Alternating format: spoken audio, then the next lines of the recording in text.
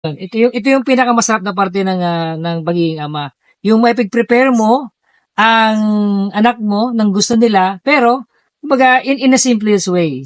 So, may oras ka pa rin para sa mga anak mo. Anan?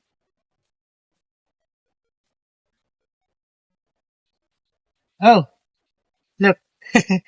Okay. Wow. O, tingnan nyo.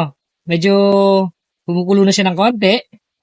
Nana, can you get the champurrado or the cocoa? Okay. Are you gonna be putting it or let me do it? Okay, you do it. Okay. Ito yung pinakamagandang part na nagbabanding kayo ng anak mo. So, do it, anak. Yeah. Okay. Anak, you use this one.